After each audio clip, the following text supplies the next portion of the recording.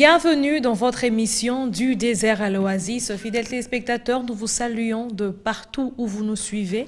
Nous parlons avec vous du traumatisme, de la guérison des traumatismes, le traumatisme qui est cette plaie profonde qui va jusque dans l'âme.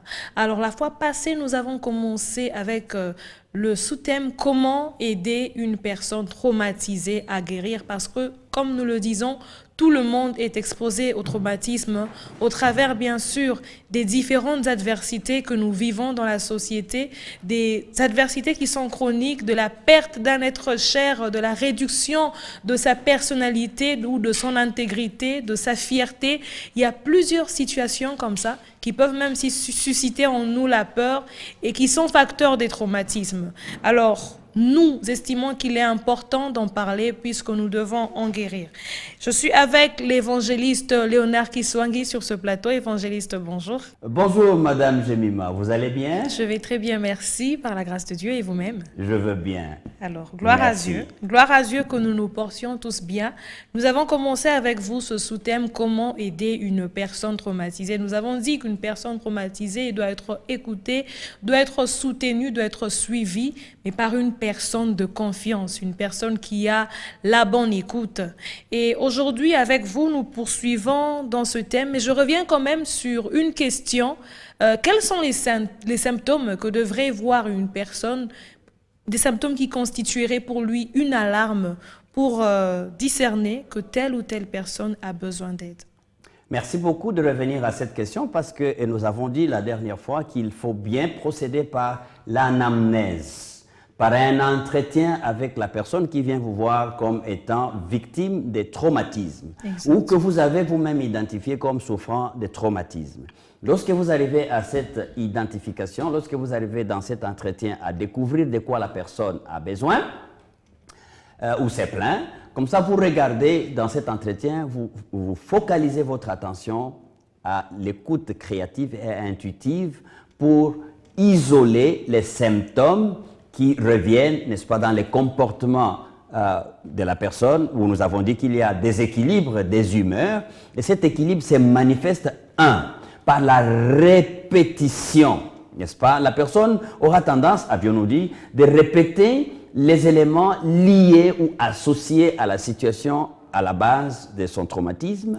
Et des fois, cette personne, d'une manière consciente ou inconsciente, se mettra à répéter des phrases et des fois même à des endroits mal placés. Vous êtes en train de traiter un sujet qui n'a rien à voir avec ce que la personne a suivi, mais vous voyez qu'elle a tendance à revenir et à rester longtemps sur les éléments ayant trait à la cause, n'est-ce pas, de son traumatisme. La répétition. Nous avons aussi parlé que si l'anamnèse systématique a été bien conduite, vous verrez que dans d'autres personnes, la communication va tendre à éviter, donc le refus de dire les choses qui se sont produites ou les choses qui peuvent être synonymes ou liées à l'environnement de l'événement qui a été à la base du traumatisme. Et nous avons dit, il faut juste un petit mot ici avant d'ajouter aujourd'hui à ce que nous pensons être un de ces éléments-là, symptômes à poursuivre lorsque nous voulons aller de fil en aiguille, de l'alerte à l'âme. Il y a donc le fait que celui qui poursuit cette anamnèse se focalise à bien écouter. Et pour bien écouter, il faut donc, par exemple, tout à l'heure, là, vous avez vu dans notre introduction de ce matin, ou de ce sujet, n'est-ce pas, la salutation Madame Jemima et moi a été un peu plus particulière. Bonjour et bonjour. Et puis, comment ça va? Et c'est comment ça va par rapport à une personne qui serait victime, n'est-ce pas, de traumatisme, peut aller bien au-delà d'un simple, par la grâce de Dieu, à la découverte des choses qui sont cachées et qui sont pourtant éléments qui peuvent faire que la situation de notre victime soit persistante, soit découverte pour être aidée. Et donc, c'est quoi d'autre qu'il faut suivre comme symptôme pour ajouter aux deux autres que nous avons cités? Il y a l'alerte permanente. Par alerte permanente, vous voyez qu'il y a quelqu'un qui vit dans une attitude ou dans une position d'hypersensibilité. Et cette personne est hypersensible à des événements ou même à des expressions liées à ce qui a été à la base de son traumatisme ou qui est donc en train de renforcer un environnement qui peut être traumatisant.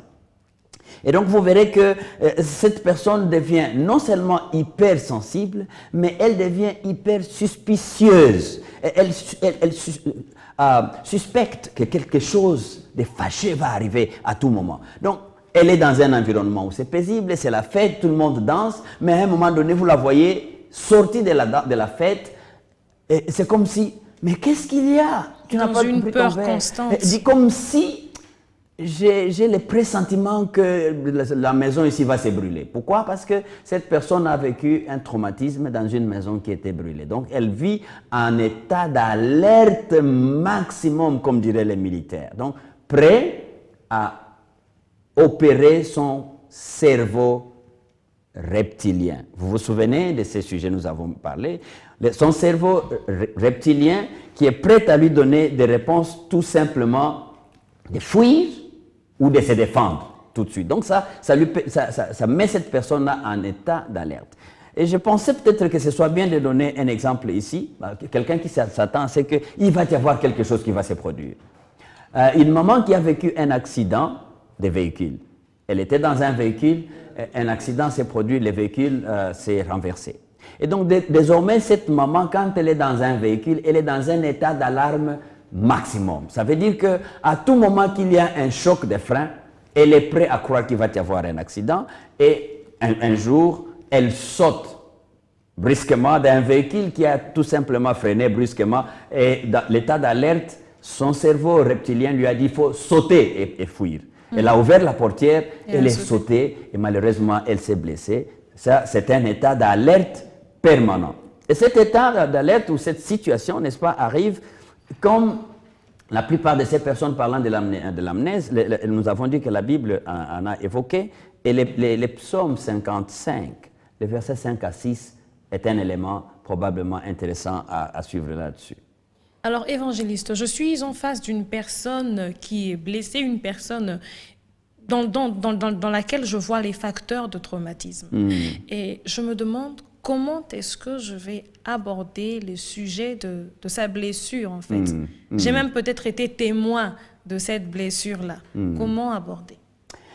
Vous voyez, comme nous l'avons dit, la blessure de l'âme, c'est une blessure intérieure qui n'est pas nécessairement visible au microscope par la médecine moderne, mais ça nécessite la psychothérapie.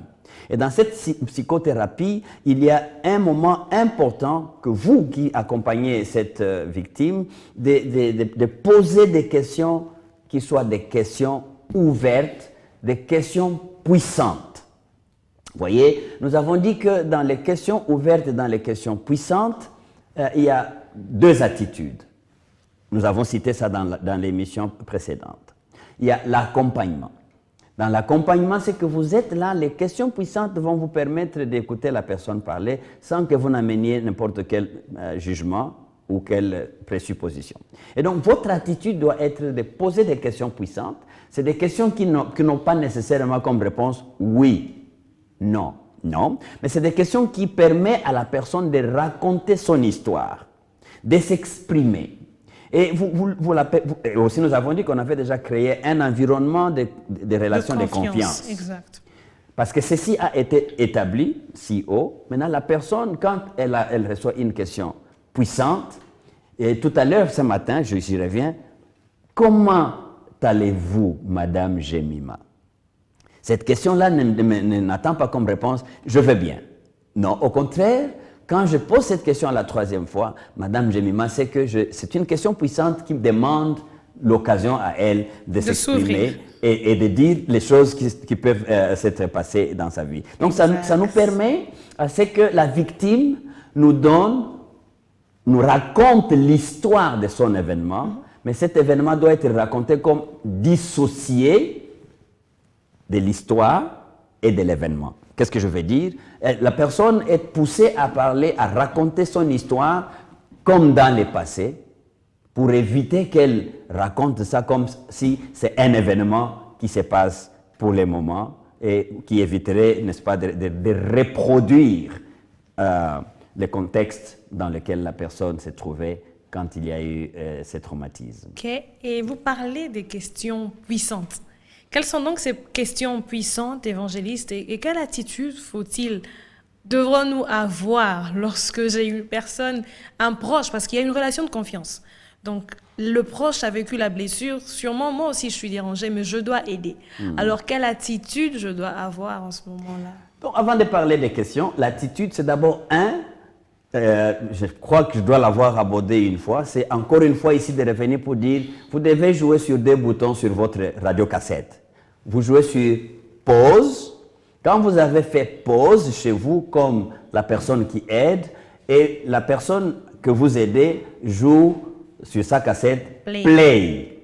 À ce moment-là, votre pause à vous qui aidez la personne doit vous permettre d'éteindre toutes les autres conversations que vous pourriez avoir dans votre tête. Donc, vous interrompez toute préoccupation personnelle, toute agitation de vouloir aider ou même de vouloir flatter la personne pour lui dire non, tu vois, ta peine va passer. Non, ce n'est pas le moment. C'est vraiment faire une pause et la personne s'exprime en long et en large, telle qu'elle peut s'exprimer.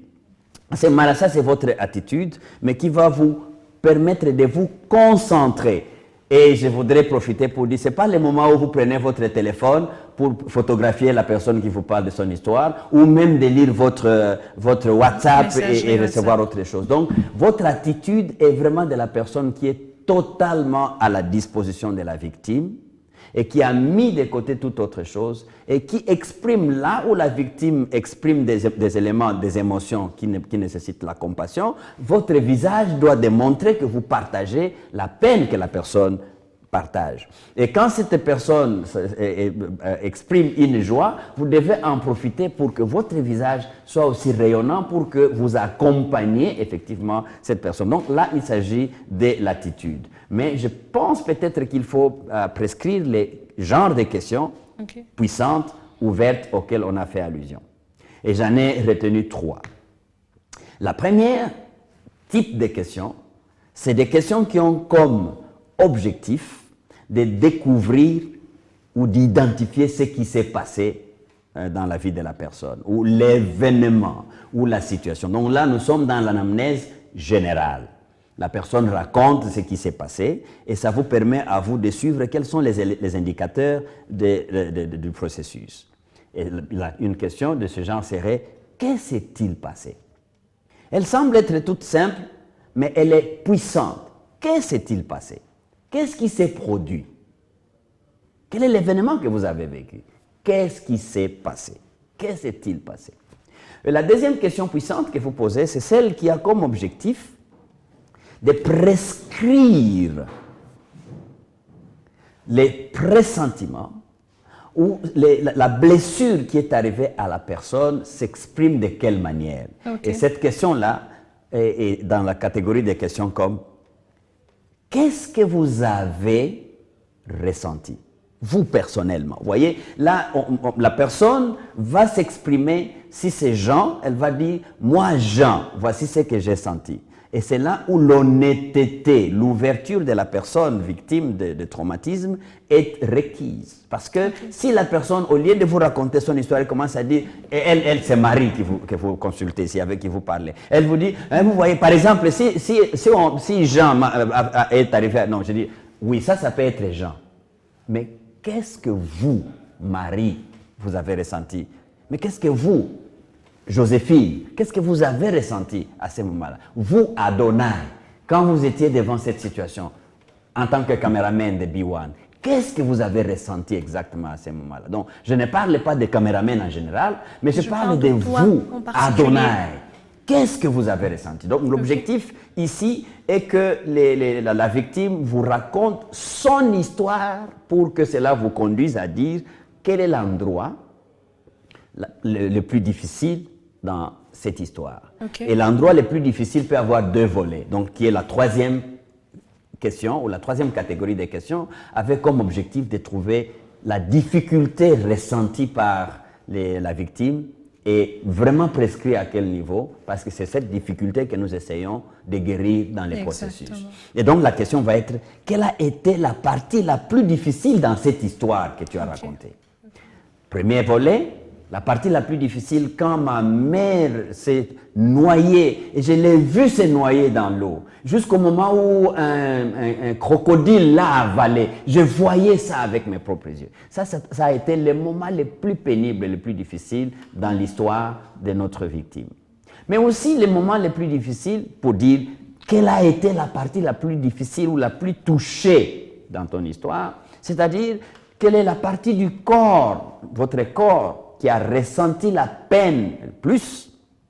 Au-dessus, nous avons parlé de la peine ressentie, mais quelle est la partie du corps qui a ressenti la peine la plus catégorielle ou spécifique, unique?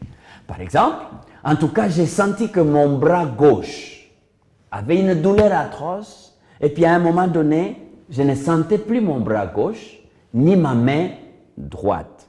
Vous voyez, nous parlons de traumatisme pathologique qui atteint l'âme et qui peut se manifester dans les corps physique. dont nous parlons de psychosomatiques. Okay. Il y a eu un choc émotionnel dans mon cerveau, mais la partie la plus touchée qui est restée difficile jusqu'à aujourd'hui, dont je cherche la guérison, vous voyez, mon bras gauche et ma main gauche ne peut plus fonctionner, a perdu la sensibilité à cause de cet événement. Là, ça nous prescrit la peine qu'il peut voir. Est-ce que la guérison va être psychosomatique ou ça va être pharmaceutique ou elle va être par d'autres traitements comme la kinésithérapie. Voyez? Donc là, ça vous permet de prescrire et de différencier les genres des cas, les genres des conséquences que le traumatisme a créé dans notre... Merci à vous, évangéliste Kiswangi. Merci à vous aussi de nous avoir suivis, fidèles téléspectateurs. Nous sommes toujours dans la question comment aider la personne traumatisée, parce qu'il y a plusieurs personnes autour de nous qui vivent des problèmes, qui vivent des questionnements, qui vivent des situations qui les mettent dans une adversité, des situations qui les rongent et qui parfois même les détruisent alors qu'ils nous ont, nous, à côté d'eux. Alors, si vous avez ces éléments avec nous, vous pouvez nous appeler pour poser certaines questions ou même nous écrire par message, nous répondrons. Mais n'oubliez pas de prier Dieu, de demander au Saint-Esprit de vous inspirer aussi sur la voie à prendre, sur comment vous engager, comment faire les choses, parce que le Saint-Esprit, comme a dit Jésus, nous enseigne toutes choses. Alors, je demande à l'évangéliste de prier pour nous qui suivons cette émission, afin que Dieu nous accorde de bien accomplir cette mission que nous avons aussi sur cette terre, à côté de nos frères et de nos sœurs qui sont en souffrance. Je voulais souligner quand même, avant de prier, de dire que c'est très important que nous, en tant qu'Église, nous, en tant que serviteurs de Dieu, frères et sœurs dans le Seigneur, nous soyons à même de comprendre que nous avons le médecin des médecins. C'est pourquoi dans les psaumes 103, le verset 3, il est dit, c'est lui qui pardonne toutes tes iniquités, qui guérit toutes tes maladies, c'est Dieu. Amen. Si vous ne pouvez pas croire à toute autre chose, mais au moins dans le domaine de votre traumatisme, sachez qu'il y a Dieu et il est l'oasis à côté de vous pour vous apporter la guérison dans n'importe quel genre de traumatisme que vous pouvez avoir. Il est lui, l'unique, qui peut tout pardonner, même ce que vous croyez qui ne peut pas être pardonné par les hommes. Vos inquiétudes, et c'est lui qui guérit toutes nos maladies, même les traumatismes les plus chroniques. Prions. Amen. Père de gloire, merci de ce que tu es là pour nous. Ton omniscience suscite en nous une confiance que tu es là. Jamais tu ne nous abandonneras. Et la parole de Dieu me dit même que l'ange de l'Éternel campe autour de ceux qui les craignent pour l'arracher du danger. Donc tu es là. Je veux que tu sois là pour mon frère et ma sœur qui s'est donné plusieurs questions au sujet de son traumatisme et qui a cru même que son traumatisme est tel que personne ne peut le lui pardonner. Toi, tu pardonnes et tu guéris.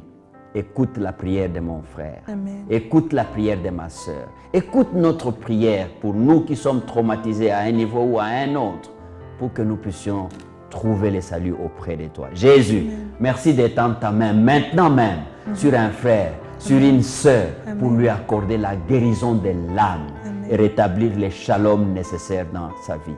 Amen. Au nom de Jésus. Amen. Au nom de Jésus. Amen. Amen, amen. Merci évangéliste, merci encore de nous avoir suivis, fidèles téléspectateurs. Vous pouvez nous suivre sur notre chaîne YouTube African Enterprise RDC.